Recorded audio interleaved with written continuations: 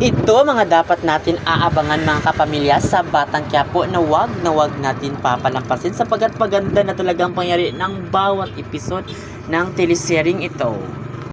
Dahil sa ginawa ni Rigor na pagtangkang patayin itong si Ramon na ama ni Tanggol, ay delikado ang kanyang buhay sapagkat ipaghihiganti ni Tanggol ang lahat ng gumawa ng masama sa kanyang buhay, lalo na itong si Rigor na talagang malaki talaga ang galit niya dito kay Rigor kasi mula bata ay hindi siya itinuring na anak. Kaya pala hindi siya itinuring dahil hindi siya tunay na anak ni Rigor, anak ito ni Ramon. Kaya naman mga kapamilya, abangan natin ito sapagkat ngayon ay maghihiganti itong si Tanggol dito kay Rigor, maging sa mga gerero na siyang malaking kalaban ng mga Montenegro. Kaya abangan natin ito kapamilya sapagkat paganda na talaga ang mga pangyayari sa teleseryeng ito.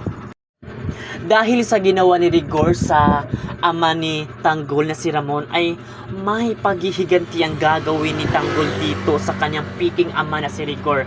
Kaya naman mga kapamilya, abangan natin ito kung ano pa ang kayang gawin ni Tanggol para sa mga taong mahal niya sa buhay.